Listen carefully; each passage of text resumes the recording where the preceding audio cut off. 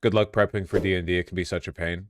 You ever think in your head like, oh my god, I'm designing these enemies to be maximally entertaining. They're going to have such a cool interplay of abilities that'll force the party into like a really difficult tactical position. And then the party runs in and gets a, like the fighter gets a crit and the NPC dies immediately. And then the remaining ones just pile into a corner and all they can do is multi-attack weapon, melee attack the closest enemy. Fudge the numbers, bro. You can't fudge the numbers. You have to believe in the numbers. You have to let the players believe in the numbers. You can fudge them a little bit. Fudge them just enough to get your desired effect of the encounter across. My personal belief is that if the party is on the ropes and they pull off a sick-ass attack, and after the attack is done, the big bad evil boss has 1 hit point left or whatever, you can just kill the big bad evil guy. You know, you don't have to go like, oh, sorry, roll around the next fucking round of combat, everyone. Okay, everyone, reshuffle your numbers. It's time for us to go through this. I think that's fair. I think that's fair. What if you played a good system? What if people who hated 5e got a new argument? Didn't think of that, did you? Have you considered that you're playing the only system more fucking burnt out than 5e? The one where you complain about 5e? Why we need a new argument when we're right? Yeah, that's true. You are right. I'm just saying you should get a new argument. And counterbalance tweaking doesn't end once you've prepped. In my opinion, okay, you just need to be smart about how you handle the mid fight balancing. Like maybe you get the big bad super low and they just collapse to their knees because they feel like they've lost, but they still have enough health in them to like do their end monologue or whatever the fuck. Maybe your group is gunning through the big boss way the fuck faster than you thought, so oh my god, it turns out they have some ads there. Like you can still do it in ways, at least if you're adding new enemies, you're adding EXP to the encounter and like loot, you know what I mean? Like you're adding substance to the encounter rather than just like buffing up a health bar or whatever. I don't know, man. Whatever makes you. Doomer boss gives up after getting critted once and going down to 75% HP one hit. Dude, isn't that like realistic though? That shit's realistic, man. If you're fighting like sentient humanoids in real life, most casualties in medieval warfare took place after the lines were broken. Like it's a bunch of people skirmish at the front, and then after they run, like a bunch of people get stabbed on the ground or whatever. You know, for the most part, like in real life, people run. You know. Except for players. Players never run, no matter how powerful the encounter they're up against is. Fucking 50 NPCs telling them, hey man, I don't think you're on this guy's level just yet. Fucking multiple warning signs, piles of corpses outside the door. Players come in. There's a big open door right behind you. Fucking, but they'll never take it. They'll never take it. They don't route. They'll never route. No, I got this. I'll just crit the next 5 attacks. And also he'll miss the next 8. This is making me more mad than politics, lol. Yeah, well. It's because running's really shitty to do mechanically.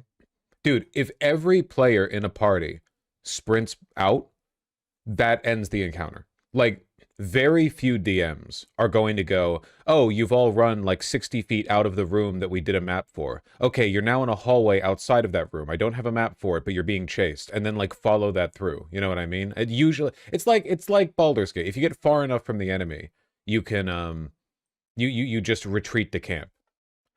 What if they have like bows? Then fucking don't get hit. What do you want? The monsters can chase by rules, but fuck that. Yeah, but in practice, that doesn't happen that often. But wait, there's more. Did you get the prep done for D&D a few streams ago? How'd that go? It went okay. I actually just last night updated my Foundry to 13.8 and my D&D 5e all the way up to 4.4. It's been on 3.3 for a while.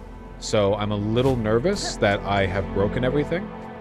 I need to go back and look at everything and make sure it works well. Why update the Foundry mid-campaign? Because there's some functionality that I want very much. Damn it.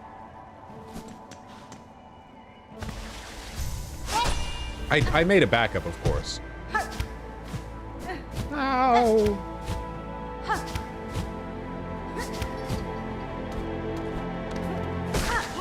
Alright, I'll just do it the normal way.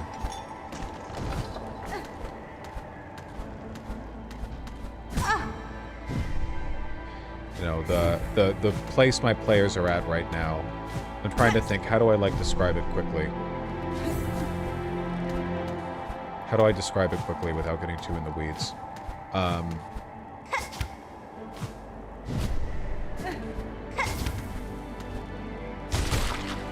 The players are on a plateau.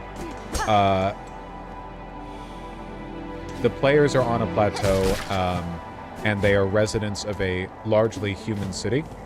And they are, the plateau is under threat because an old evil is stirring, Gonadar, and a plague from Gonadar, which is a god, is like threatening to barrel down on the place and basically kill everybody. And it seems like there's an Aarakocra cult in the mountains around the plateau that is in some way facilitating or at least supportive of the plague. Like, they very openly want all the humans gone in a outright genocidal kind of way. The party right now is going to try and steal some artifacts from a residence carved within the mountain that is currently occupied by the Gonadarian Aarakocra cultists that used to be part of a monastery. So basically, they're evil slime god worshipping monks that are facilitating a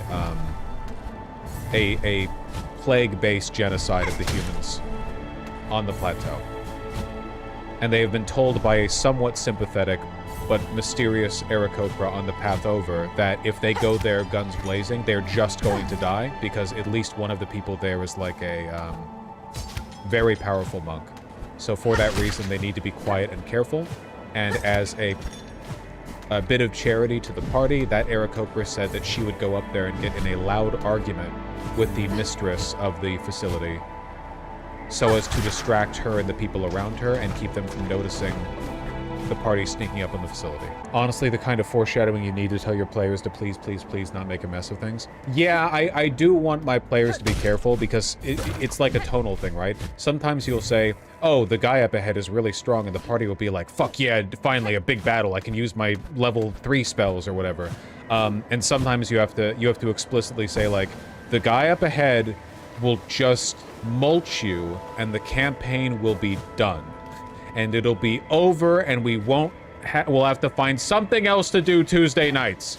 Please be careful. It's when you tell the person in the party with the highest passive insight, the person they're looking to kill them. Highest passive perception? Dude, Aarakocra have insane perception, by the way. Even in the basic, like, non-modified, parentheses, not monk, Aarakocra stat sheets, they all have expertise in it. So, like, there are like, relatively low-level Aarakocra with passive perceptions in the high teens or, like, 20. It's crazy how good they are at it.